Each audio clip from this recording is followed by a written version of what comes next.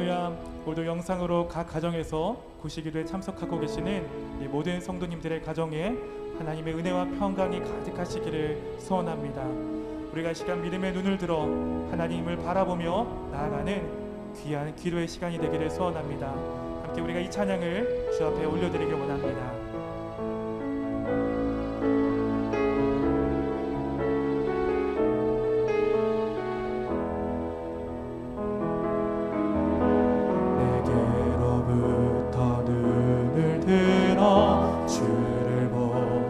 시작할 때 주의 일을 보겠네. 내 작은 마음 돌이키사 하늘에 꿈꾸게 하네. 주님을 볼 때 내게로부터 눈을 들어 주를 보기 시작할 때 주의 일을 보겠네. 내 작은 마음 돌이키사 하늘에 꿈꾸게 하네. 주님을 볼 때 모든 시선을 주님께 드리고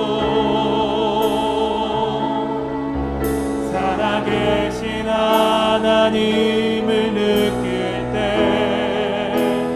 내 삶은 주의 역사가 되고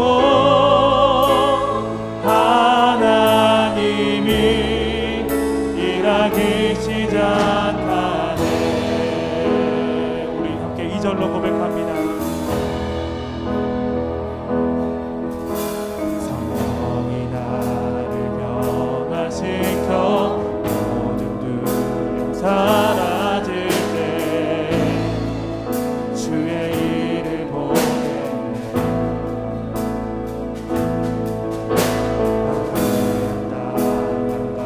가운데서 주님만 알게 되리. 주님을 볼 때 모든 시선을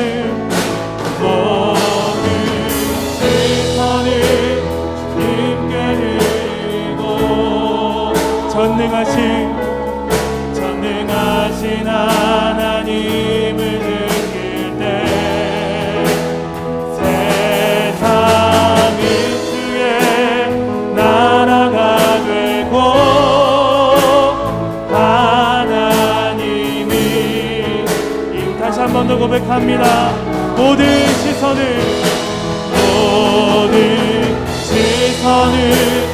주님께 드리고 살아계신 하나님을 느낄 때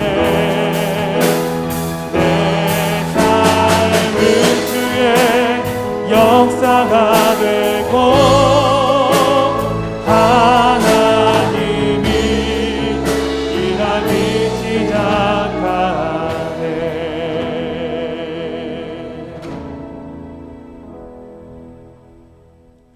베드로전서 5장 1절에서부터 4절까지의 말씀입니다. 너희 중 장로들에게 권하노니 나는 함께 장로된 자요 그리스도의 고난의 증인이요 나타날 영광에 참여할 자니라. 너희 중에 있는 하나님의 양 무리를 치되 억지로 하지 말고 하나님의 뜻을 따라 자원함으로 하며 더러운 이득을 위하여 하지 말고 기꺼이 하며 맡은 자들에게 주장하는 자세를 하지 말고 양 무리의 본이 되라. 그리하면 목자장이 나타나실 때에 시들지 아니하는 영광의 관을 얻으리라. 아멘. 오늘은 한 주가 시작되는 월요일입니다. 우리 성도들 하나님께서 은혜 주시고 복 주시고 하나님의 긍휼과 은혜를 주시기를 바랍니다.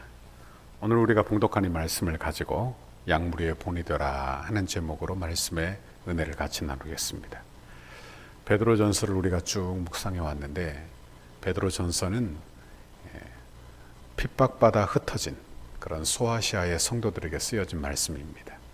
그러므로 고난당하는 우리 모든 성도들에게 꼭 필요한 말씀이라 그렇게 말할 수 있을 것입니다. 그런데 오늘 본문에 보면 이 본문은 5장은 장로들에게 권면하는 내용으로 시작해서 젊은이들에게 권면하고 마지막으로 위로와 작별의 인사로 서신서를 이제 다 마무리하는 그런 마지막 장에 저희가 와 있습니다. 이제 1절을 저희가 한번 보십시오. 너희 중 장로들에게 권하노니 나는 함께 장로된 자요 그리스도의 고난의 증인이요 나타날 영광에 참여할 자니라 했습니다. 여기서 장로란 신약 성경에서 감독, 목자, 목사에 해당되는, 그러니까 지금으로 치면 목사에게 해당되는 그런 내용이라고 말할 수 있을 것입니다. 우리 교단 헌법에 보면 장로하면 목사와 장로를 다 포함하는 그런 내용입니다. 보통 우리가 장로님 하면 치리 장로님을 이야기하죠. 그리고 목사님 그러면 치리하는 일과 가르치는 일을 다 감당하는 그런 직분 장로를 말씀하고 있는 것입니다. 그러면 오늘 말씀을 묵상하면서 여러분이 이 말씀은 목사에게나 장로에게나 하시는 말씀이므로 성도인 우리는 이 말씀이 필요 없지 않느냐 이렇게 여길지 모르지만 이 말씀은 어찌 보면 모든 성도들에게 다 공이 필요한 말씀이 되는 것입니다. 왜냐하면 베드로전서 5장 8절에 보면 사단 마귀가 우는 사자같이 두루다니며 삼킬 차를 찾는다 했어요. 그러면 누구를 삼키겠습니까? 어떻게 이런 일이 일어나겠습니까? 사단 마귀가 오늘 본문 전체적으로 보면 거짓 선지자들을 통하여 말씀을 왜곡하고 그리고 유혹하여 그들이 다른 영을 전하여 진리로부터 떠나게 하는 그 일들을 하게 되는 거예요.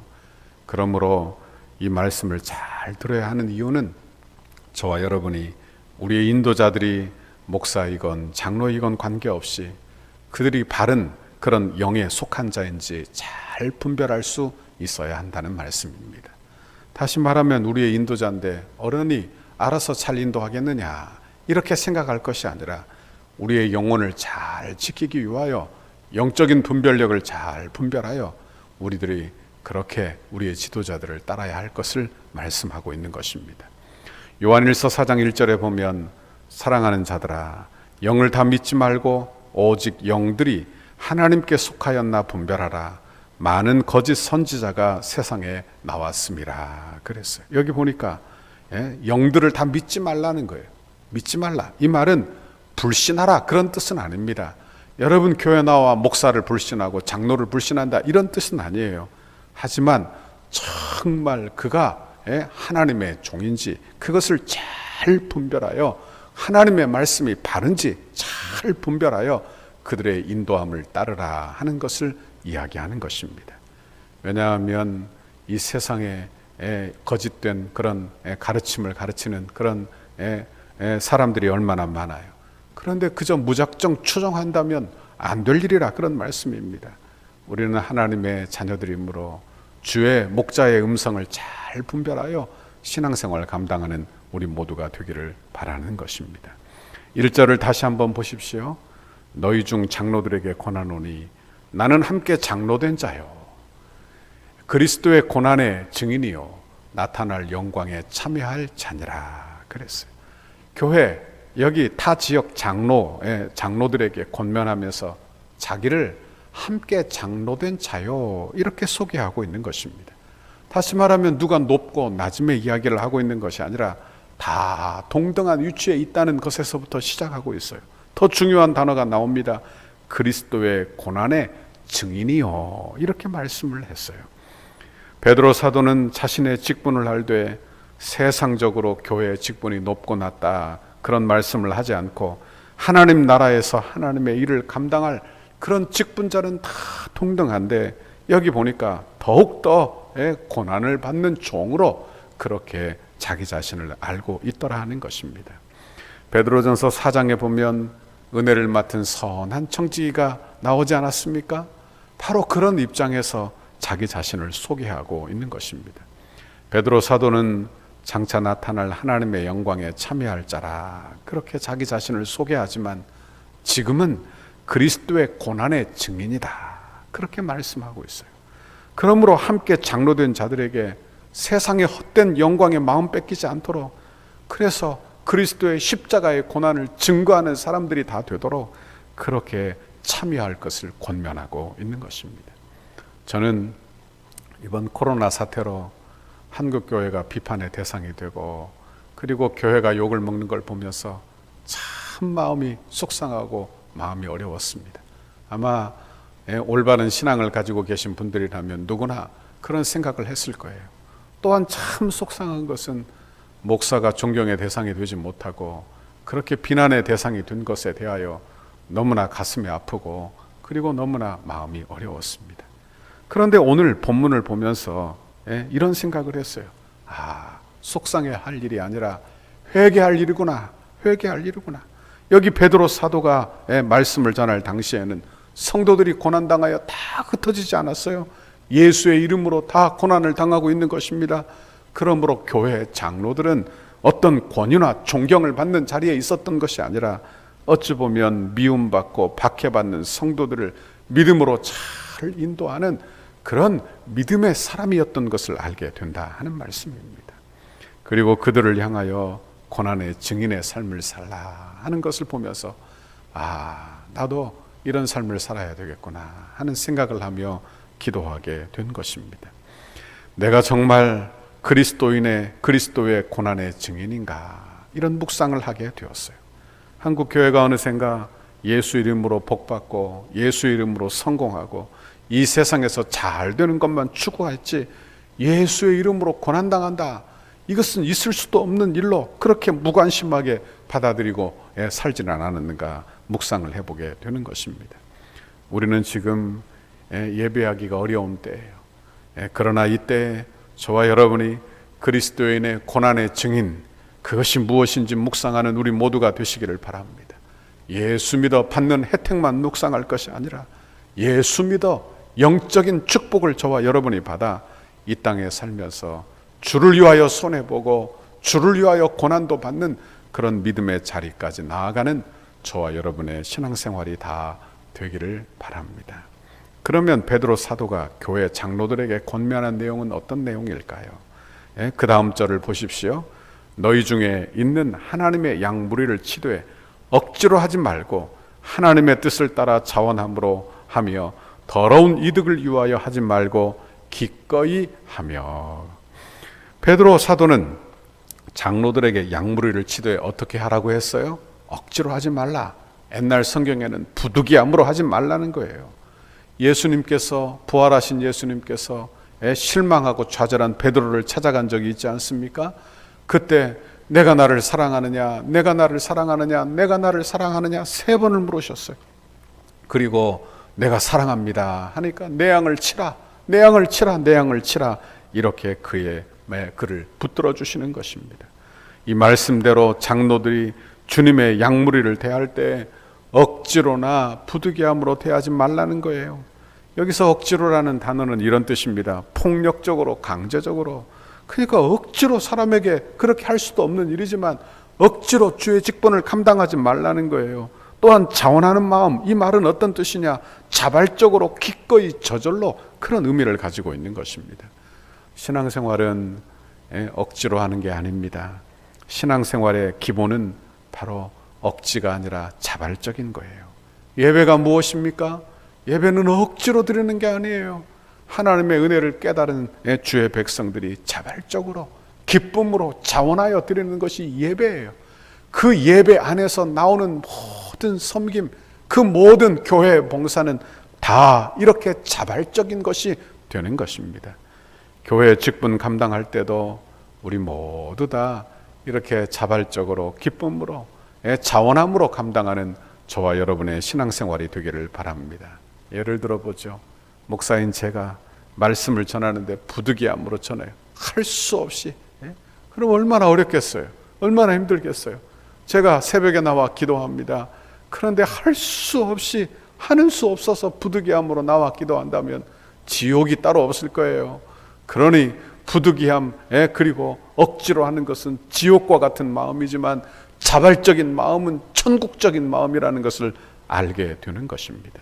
빌립보서 2장 13절에 너희 안에서 행하시는 이는 하나님이시니 자기의 기쁘신 뜻을 위하여 너희에게 소원을 두고 행하게 하시나니 모든 일을 원망과 시비가 없이 하라 그랬어요. 여기 신앙생활은 억지로 떠미는 것도 아닙니다. 우리가 죄를 짓는 것도 억지로 사단 마귀가 떠미는 게 아니에요. 다시 말하면 여러분, 우리에게 성령을 우리 주님이 부어주어 우리가 하나님의 마음에 사로잡혀 우리 안에 자원하는 심령이 생겨 주를 예배하고 섬기는 것이 신앙생활, 예배의 본질이 되는 거예요. 다시 말하면 이런 자원하는 심령이 떠나가고 나면 우리 안에 부득이함으로 가득하게 되고 그리고 그늘지고 어두운 마음이 가득하게 되는 거예요. 그러면 그 마음이 자원하여 죄 쪽으로 가게 되는 것입니다. 그러나 우리는 거듭난 심령이 되어 자원함으로 주를 섬기는, 주를 더 사랑하여 구별된 마음으로 주를 섬기는 우리 모두가 되어야 한다는 말씀을 드리는 것입니다. 내가 자원함으로 드리는 것에는요, 그러므로 원망과 불평이란 있을 수 없는 것입니다. 원망과 시비라는 것은 잘 어울리지 않는 단어가 되는 거예요. 왜?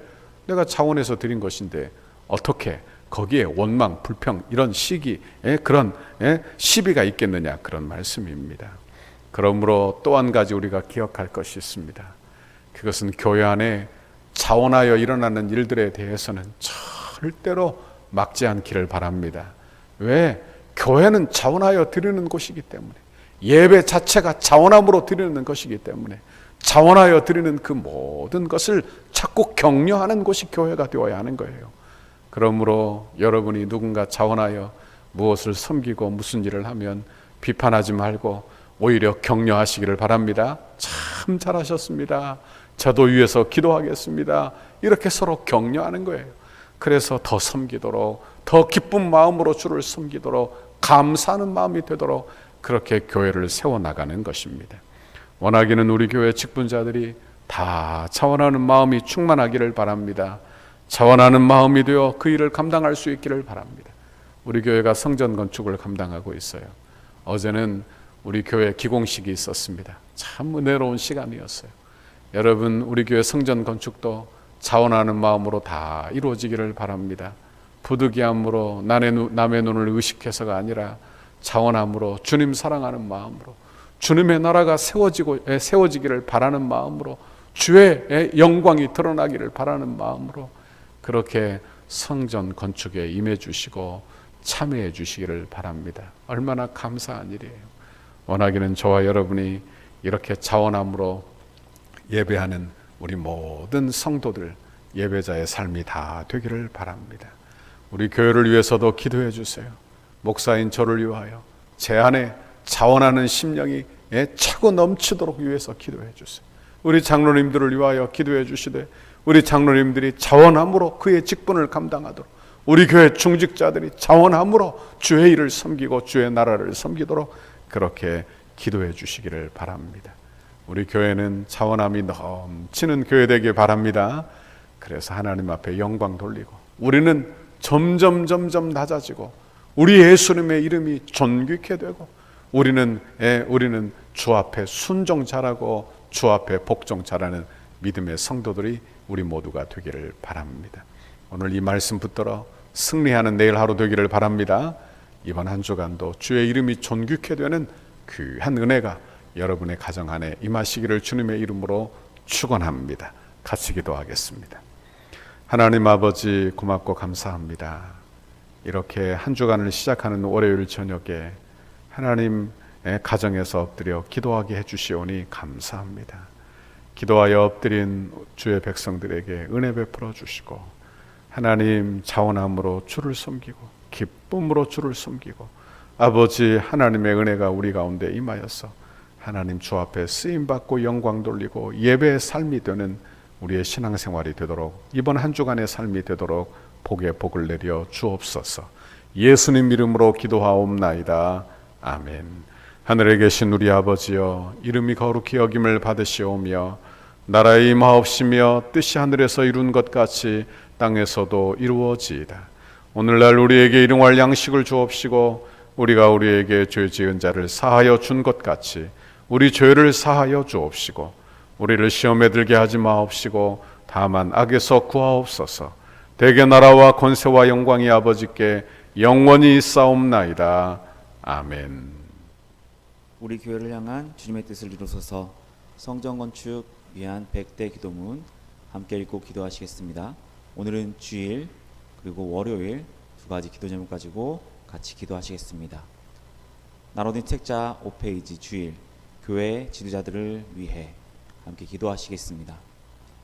안수 집사님과 권사님에게 자원하는 심령을 물 붓듯이 부어주셔서 헌신과 충성으로 섬기게 하시고 성전 건축의 모든 과정이 기도와 무릎으로 세워지는 교회 되게 하옵소서. 건축의 모든 일에 앞장서서 믿음의 세대를 잇는 영적 구심점의 역할을 감당하게 하옵소서.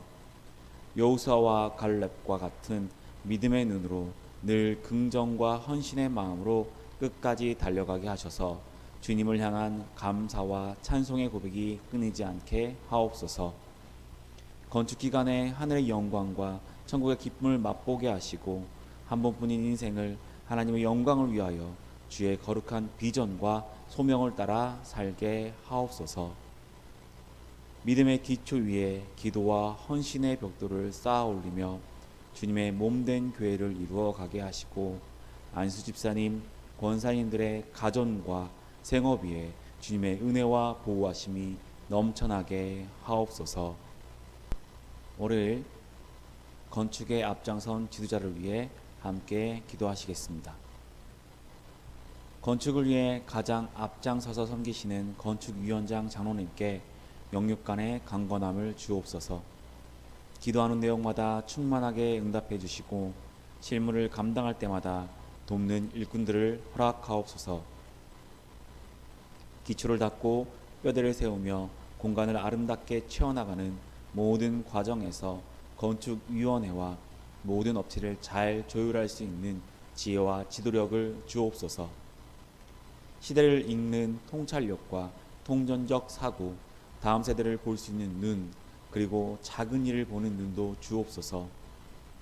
맡겨주신 일을 끝까지 감당할 수 있는 건강을 주시고 가정 가운데 은혜와 사랑이 충만케 하셔서 거룩한 일에 앞장서는 은혜가 있게 하옵소서.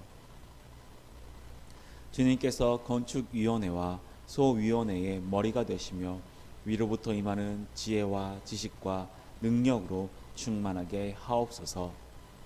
건축위원장을 중심으로 건축위원들의 마음이 온전히 하나 되게 하시고 감사와 자원하는 심령으로 맡겨진 소명을 넉넉히 감당하게 하옵소서. 건축위원들에게 갑절의 영광과 최고의 전문성을 주셔서 덕소교회의 건축이 한국교회사의 한 면을 장식하게 하옵소서. 하나님께서 맡기신 건축을 위해 충성을 다하게 하시고 디자인과 실내 장식, 시공과 감리에 대한 탁월한 지혜를 주셔서 덕소를 대표하며 지역을 섬기는 건축이 되게 하옵소서. 건축위원들에게 성김의 마음을 주시고 세밀한 부분까지 살펴 건축의 모든 과정이 순적하게 진행되게 하옵소서. 건축 과정이 소위원회들 모두의 기쁨이 되고 날마다 기적을 체험하는 은혜가 있게 하시며 모든 과정이 부담이 아닌 축복임을 깨달아 늘 감사한 마음으로 진행하게 하옵소서. 소위원들에게 건축에 관한 이해력과 지식을 주셔서 모든 일이 물 흐르듯이 은혜롭게 진행되게 하시고 비전과 통찰력을 주셔서 향후 펼쳐나갈 교회의 사역들을 지혜롭게 준비하게 하옵소서. 소위원들이 하나 되게 하시고 시공과 감리를 잘 조정하며 공사 현장을 잘 관리하여 모범적인 건축 현장이 되게 하셔서 경제성, 실용성, 기능성을 살린 아름다운 건축을 이루게 하옵소서. 실무를 감당할 때 성실과 희생, 모범을 보이며 기쁨과 평안으로 잘 감당케 하시고 아주 작은 부분까지 하나도 놓치지 않게 하옵소서. 개인의 주장이나 이기심이 조금도 틈타지 못하도록 늘 기도하며 겸손한 마음으로 섬기게 하옵소서. 예수님의 이름으로 기도드립니다. 아멘.